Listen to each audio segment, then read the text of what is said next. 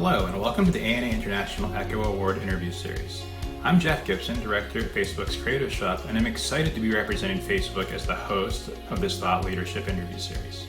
For over 90 years, ANA Echo Awards have recognized what matters most in marketing, generating business outcomes that wow in their data-inspired strategy, creativity, and results. Only a few dozen agency and client teams each year get to be gold, silver, or bronze Echo Award winners, and they all have a powerful story to tell. This series allows us to dig deeper into their stories. At Facebook, the one thing that any great piece of work must do is grow business. But we also look to develop ideas that marry technology and creativity in innovative ways that result in an idea or solution that truly is built for people.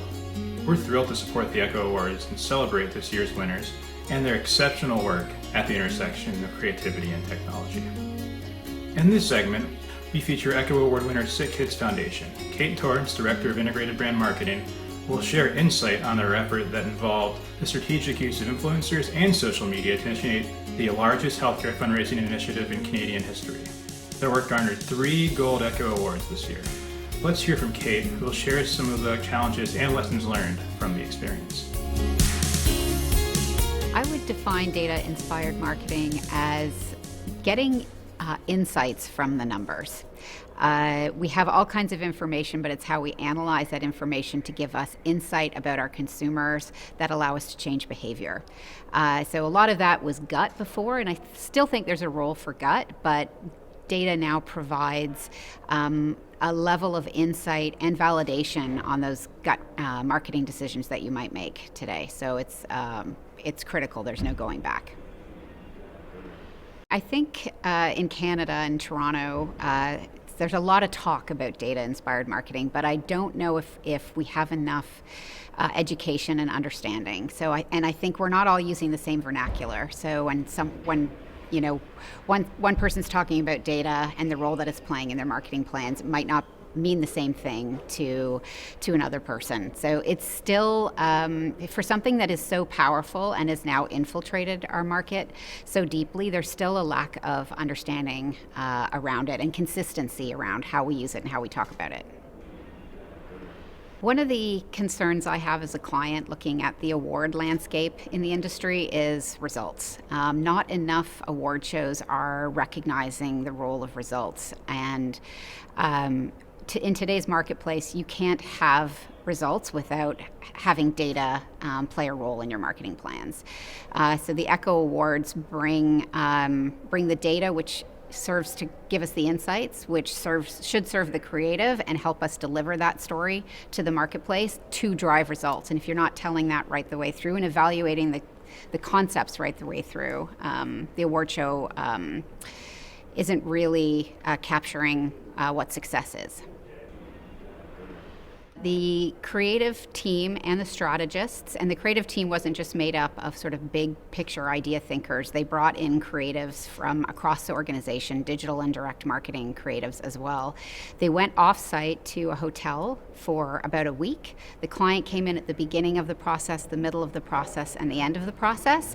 And it was like a war room where the entire sort of integrated team strategized and ideated for a whole week. And then it was at the end of the week that we saw 3 or 4 ideas. And they were presented very loosely. In fact, the SickKids Versus campaign was presented as a t-shirt design. That's how it came across to us, and we knew we didn't just have an ad campaign, we actually had an idea that had a ton of legs.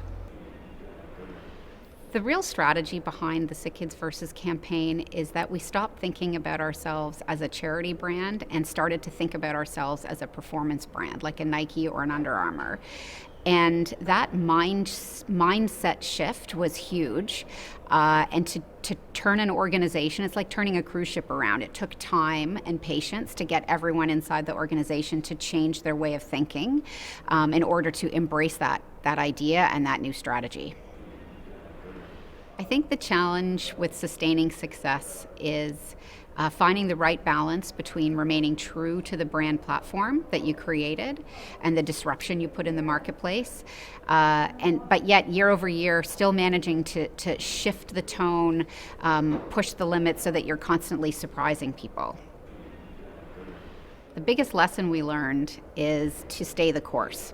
So whenever you're going to do something that's bold or disruptive in your category or something that's never been done before, chances are not everyone's going to like it. And in fact, you have to be prepared for some negative backlash. The key is if you've done your work up front, if you've tested your insight, if you believe in what you're doing, stay the course and push through some of the negative feedback that you're going to get, and it'll pay off in the end. Biggest factor of our success as a client and agency team was real integration. So we really focused on breaking down silos within the foundation. Instead of having a digital and direct marketing team operating separately from a brand team and then having an agency partner with expertise in both spaces, we just broke down the silos and built one large integrated team. We briefed together, we reviewed the creative together, we produced the work together. And that integration, the brand told the story that warmed the audience so that our digital and direct tactics using data could come in, find the right people who were engaging with that content and convert them into donors. I believe that industry leaders need to find the right balance between investing in brand and also investing in data-driven marketing tactics that are going to drive business results.